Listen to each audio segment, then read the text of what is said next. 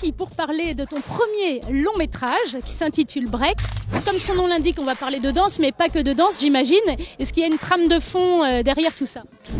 Oui, en fait ça parle d'une jeune fille qui va à la recherche de son père biologique. Et en allant à la recherche de son père biologique, elle tombe sur un danseur qui ne veut plus danser, donc qui se refuse de danser. Donc voilà.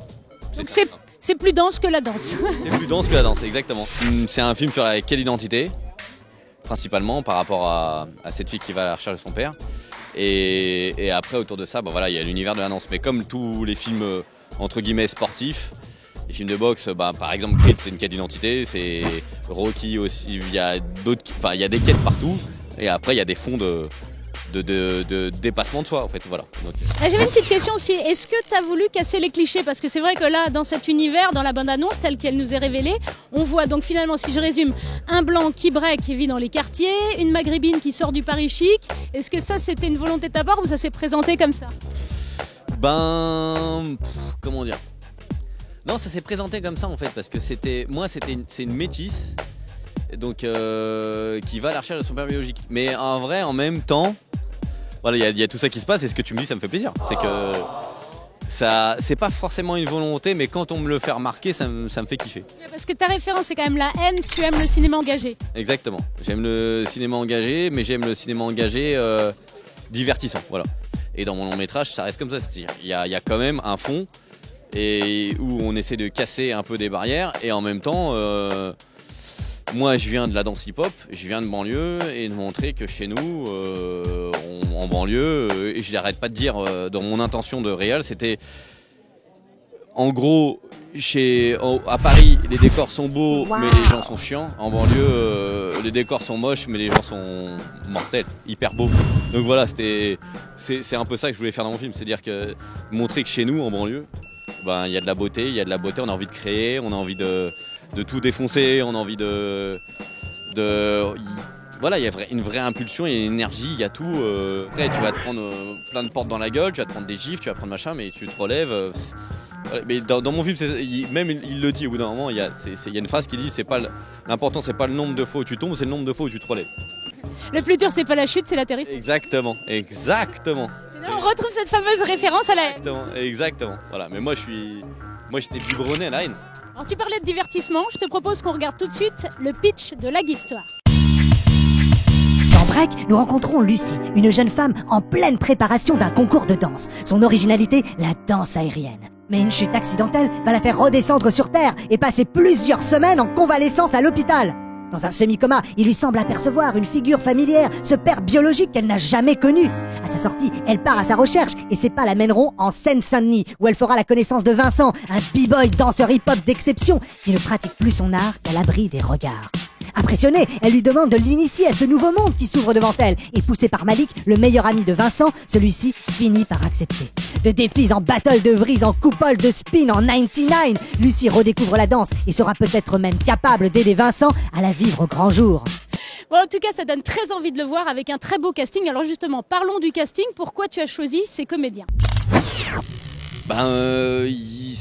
C'est des évidences en fait. À chaque fois, j'ai vu beaucoup de gens, mais après c'est des rencontres. Sabrina, on a fait juste un café et en fait j'avais vu ses films avant, donc je savais que c'était, en termes de jeu, c'était une Ferrari. Elle est incroyable. Et quand on a bu un café, on a discuté de nos vies et je me suis dit voilà, c'est Lucie. En même temps, j'ai accepté de la rencontrer parce que, elle voulait me voir et moi je voulais la voir aussi, mais c'est parce que en fait j'avais vu. On m'avait envoyé ce qu'elle avait fait pour Nike, elle était égérie Nike et ce qu'elle faisait la danse sur tissu. Et j'ai trouvé ça incroyable. Je me suis dit, mais putain, en termes de. Moi qui fais beaucoup de sport, je voyais les gainages, la souplesse, tout était là. Et je me suis dit, elle est incroyable en jeu, mais on peut en sortir vraiment un truc en danse aussi. Je chantais quelqu'un qui était physiquement prête en fait pour être danseuse. Je dis par contre, je peux pas te dire ok complètement, à 100%. Je te mets dans les pattes de mon chorégraphe qui est Simamed. Tu vas passer 2 après-midi avec lui. Et si à la fin de ces 2 après-midi, une fois qu'il t'a entraîné, coaché et tout, il me dit c'est bon, je peux en faire quelque chose, c'est bon. Donc elle a passé 2 après-midi. Du coup, ça veut dire qu'il y avait un vrai niveau. Toi, tu attendais pour faire le film d'avoir un supra niveau quand même de danse. Oui, moi je m'attendais à un suprême niveau et surtout pas de doublure. Je voulais qu'elle fasse tout ce qu'elle fait en danse, c'est elle qui le fait. Et moi, c'était hors de question. Dans mon délire, j'étais un peu comme modestement, mais quand je vois Black Swan avec Nathalie Portman ou les Rocky ou Sylvester Stallone, enfin c'est des gens qui, c'est à l'américaine entre guillemets. Moi, je lorgne vers les films américains, même si je suis très bien en France et j'irai pas là-bas parce qu'on est beaucoup plus libre ici. Mais en tout cas, ce que je trouve très bien chez eux, c'est c'est des acteurs physiques. Et moi, je veux bosser qu'avec des acteurs physiques. Tous mes films, il y a quelque chose de physique dedans. Alors justement, très beau physique avec l'acteur Kevin Michel, grande révélation d'ailleurs, le danseur de Divine. Pourquoi lui, même si on se doute un petit peu?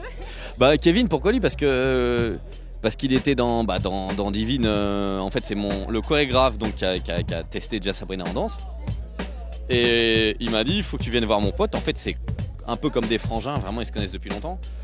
Ils font beaucoup de créations ensemble et de danse. Et il m'a dit, viens le voir, il est dans un film. Donc je l'ai vu. Après, j'avais besoin d'en voir plus parce que dans Divine, il est très second rôle et du coup, il avait entre guillemets une même note. Et moi, comme il est dans mon film, il est très important. Je voulais avoir toutes les notes en fait, c'est-à-dire les notes il y a un moment, il y a des scènes de rage, des scènes de drague, des scènes de comédie. Et il avait une palette qui était énorme, c'est-à-dire il y avait un peu de tout. Et donc j'avais besoin d'être un peu assuré de tout ça. Donc il est venu passer des scènes et il a défoncé les essais. Mais vraiment, j'ai été hyper étonné. Je m'attendais pas à ce niveau de jeu en fait. Il est mortel. Et en plus, il voulait arrêter la danse pour vraiment être que dans le jeu. Et comme mon personnage veut arrêter la danse, il veut plus entendre parler de la danse, c'était parfait. Et je pense que là, il va plus jamais danser, Kevin. Il va faire que jouer.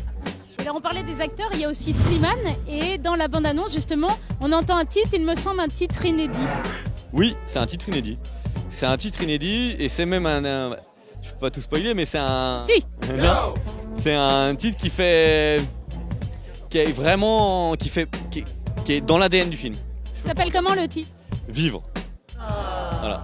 Vivre, et du coup c'est vraiment été composé pour le film, mais ça a été même composé en prépa dès le scénario.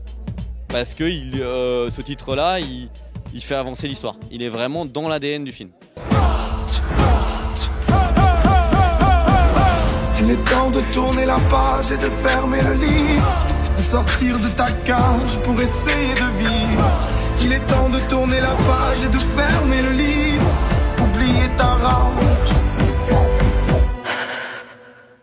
essayer de vivre. Et Slimane, pourquoi tu l'as choisi à la base? Pas seulement pour ses talents de compositeur, j'imagine? Non, pour ses talents d'acteur. En fait, ça, on savait pas nous. Bah ouais, mais moi. Une série sur TF1, on l'avait vu nulle part. Bah en fait, on m'a parlé de Slimane, on s'est rencontrés et le mec est solaire, il est réchauffant de ouf. On a eu une vraie rencontre, un vrai kiff. Et après, je lui dis bah voilà, viens faire les essais de jeu, comme ça pour valider vraiment le truc. Et en jeu, en essai, il était ouf parce qu'en plus Slimane, il chante pas dans le film. Et il y a juste un moment où il rappe, mais il est pas rappeur, donc du coup. Il a un rôle en plus assez dur quand même parce qu'il est en fauteuil roulant et en même temps c'est le levier finalement dans l'histoire puisque c'est lui qui pousse le personnage de Vincent à aller retenter sa chance en danse. Voilà, c'est ça, c'est le levier, c'est vraiment le meilleur ami de Vincent et du coup il avait surtout que des scènes de jeu en fait. Que ce soit Slimane, que ce soit Kevin, on dit un danseur qui n'est pas acteur et un chanteur qui n'est pas acteur. Moi, je peux vous dire qu'ils sont acteurs. Tu as dit que de là où tu venais, tous les défis étaient acceptés. Ouais. Le titre du film, c'est Break. Tu es danseur. Oui. Tu sais ce qui t'attend? Oui. C'est parti.